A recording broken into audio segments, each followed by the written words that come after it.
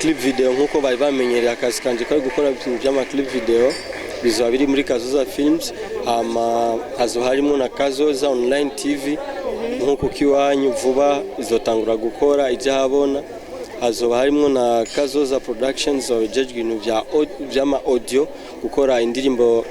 z'ama audio zitabona bikono bivuga ariko hazo hariyo nibindi byinshi biko biraza buhoro buhoro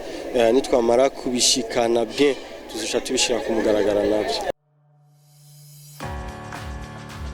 Hello abakunzi ba Yakin TV imbere akame mukume na Novela nyuma akabona mukume na DJ Yakin umuproducer bikora neza cyane nkuko bisanzwe no musi twagiye muri conference ya Wiz Designer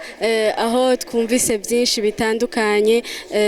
turabakiye kwanza murakoze cyane murakomeye turashima uhoraho ku mazina nitwa Logic Jamal ku mazina y'akazi ko benshi basanzwe banzi yego Logic twumvise ko muza muri directeur wa Kazoza Films yego si Kazoza Films gusa izwari Kazoza Media Service ugenzi wa ndayirongoye yego igize nibiki Kazoza Media Service urumvamwo Media Service zoba irimo ama service menshi atandukanye dutanguye ni Kazoza Films zoba ijejwe ibintu bya clip video nkuko bari bamenyereye akazi kanje kari gukora ibintu by'ama clip video bizaba biri muri Kazoza Films hazo harimo na Kazoza Online TV nkuko kiwanyu vuba izotangura gukora ijahabona hazo harimo na Kazoza Productions ojeje ibintu by'ama audio gukora indirimbo z'ama audio zitabona bikono bivuga ariko hazo hariyo nibindi byinshi biko biraza buhoro buhoro nitwamara kubishikana bien tuzusha tubishira ku mugaragara nabyo. Logic kubakunzi b'u Burundi kubakunzi bazabumvise bijanye ni Kazoza Films niki kintu nk'umu directeur wa upanga kubakorera ni byinshi cyane kuko sinobivugira nga kuko keshi sinkunda gukoresha amajambo nkunda gukoresha ibikorwa byinshi bazogenda barabibona ndibaza namwe muzogenda murabibona muzovyivugira mwavyiboneye yego nk'umu directeur wa Kazoza Multi Service abagukeneye bo gutora gute mu bijanye nuko baba bafise ingabire kuko twumvise ko ari bijanye n'ingabire ufise ingabire zitandukanye akeneye kujamo arabaconnecta none byogenda gute guhera nko kuwa gatatu ibiro ndibaza bizoba vyuguruye bizoba biri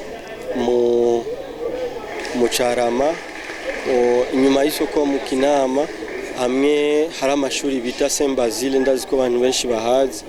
ushite hajya ku Saint Basile umanutse gato uzohasanga icapa ca Kazoza Media Service umuryango uzoba wuguruye. Kazoza Media Service imazige kingana gute canke nta nukwezi ramara Kazoza Media Service yavutse no munsi nyene yavutse no munsi mucamu yukorera conference no munsi nyene yego murakoze ikintu novuga imyiteguro kuko n'umuvyeyi aribunge ashobora gutwarinda akamara amezi 9 ariko umwana akavyuka akavuka rero tuvuga ko twayiteguye nk'ikintu cy'imyaka 3 ariko no musi niho yavutse mbe uri muri bakuru bayikreye canke boba barakurondeye nawe mu gakorana uwayikreye barakurondeye mu gakorana canke no uri mu bayitanguje mu bisanzwe novuga yuko uwicara yiyumvira nka manager igihe yariko arayiyumvira mu myaka 2 heze ukuntu yaguma bitegura yarankontakta akandonda akambwa ati ubungeze kuri iki niki ubona tugura iki mu bikoresho tugira iki nkamubwira kuko nta bino aba mu Bwongereza twaguma tugira ibintu by'ama contact buhoro buhoro gushika no munsi. Mbega niki kintu wibaza cyo bacaragutumye arondera wewe iryo ni novuga yuko nibanga ry'Imana kuko Imana nayo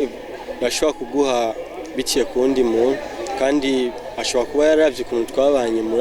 muri iyo myaka irenga 4 turi abagenzi bisanzwe acabona umengo yoshaka kunyizera kama ko akanyizera kama ntware company ye. Reka ndabashimire cyane. Murakoze cyane. Abakunzi ba Yakin TV ndabashimiye cyane nongera kandi ndabibutsa gukora subscribe, share, like na comment muvyibagire. Ciao ciao.